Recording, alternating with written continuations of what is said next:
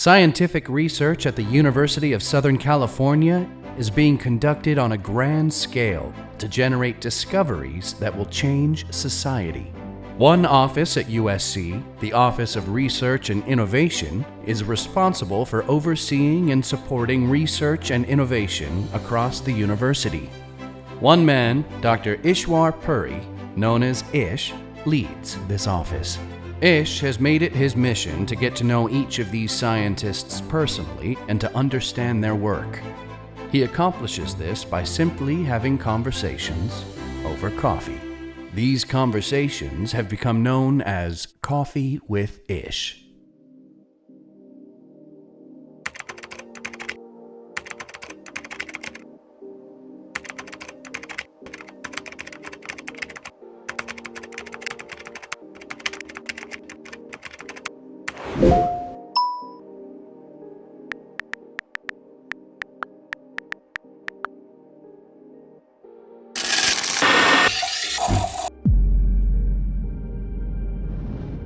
Who's Mark Humayun?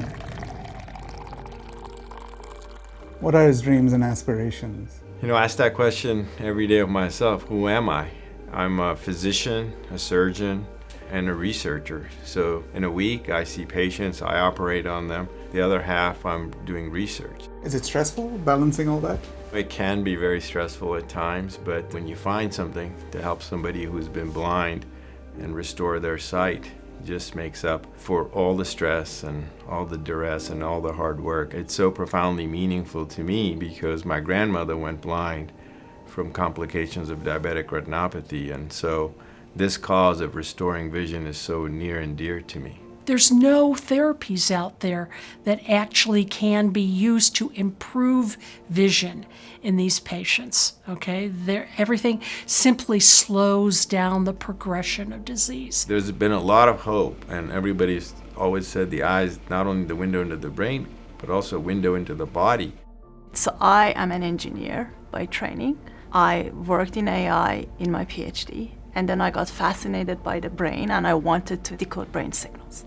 In this Center for Neurotechnology, what my goal is to bring in different disciplines that is required to build neurotechnologies that can help treat various neurological and neuropsychiatric disorders. I want to actually build neurotechnologies that in real time can interpret brain signals to track symptom states, such that we can then tailor therapies over time to patients. So you're working on this huge spectrum of possibilities, like really, really rigorous and profound science. This addresses macular degeneration, a big problem, leading cause of blindness in Western countries. But there are other conditions, glaucoma, diabetes, as we talked about, that we need to really address as well. How do you maintain that honesty all the way from scientific discovery to translation to innovation? The team mentality is so critical because they can then be your support group, and colleagues here at USC. It's just a wonderful environment of really a blend of engineering and medicine. So we record some neural signals from the brain, and then simultaneous with that, we give questionnaires to the same patient to rate their mood over time. So I ask them, okay, on a scale of 0 to 7, how happy do you feel today? So then what you have to model is these signal patterns from the brain in addition to these labels of what the emotions were. And then the question is, what kind of model should we build? And how should we build this model and train this model to relate these mood labels to the signal patterns, essentially figure out how emotions are represented in the brain. Give us some examples from your own career about aha moments. We have a couple. The very first bioelectronic implant that we developed is called the bionic eye, and it restores sight to certain people with certain type of inherited blindness who are totally blind and can allow them to see large objects. The impact is enormous. In this case, with this implant, we're hoping and have some preliminary data to show that we can actually improve vision in these patients with blindness. Can you tell us something you're working on that we should be excited about? Or is it still under wraps? No, nothing is really under wraps. With the stem cell patch, we've been able to restore sight to 27% of the first 15 subjects. Let me just first tell you a little bit about stem cells.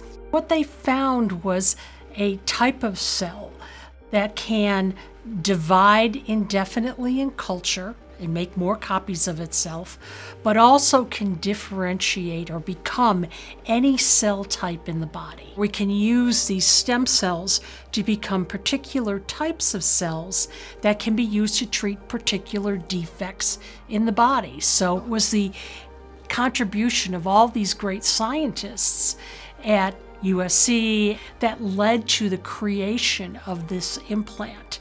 And then it's now taking all this great science together with Mark Humayun, who's the retinal surgeon who has learned how to deliver this into a patient, and then to take it into clinical trials and advanced clinical trials so that someday we can be using this implant to treat patients with a disease. On the one hand, you're doing these sort of awesome scientific breakthroughs. You talked about the patch. A person who's lost sight can now see, which is just amazing. And on the other hand, you're talking about a very nuts and bolts thing to help students or others in our community. I have a problem with my eye. What should I do? I'm freaking out. You know, there's so many other things we're doing with you. We're looking at artificial intelligence now. You wake up, you have a problem in the eye, you don't know to take it seriously or not. You can go to this app, and through an AI algorithm, it will guide you to tell you, what you should do. And more importantly, it'll tell you exactly which doctor and which clinic and number and get you in. Of course, if we could prevent a problem and can get somebody in sooner, the return on that is much, much greater. So we need to be able to do that. And so often I have patients who come in that if they just come in 3 days earlier, we could have saved their 50% of their vision. So optimism and resilience are hallmarks, right?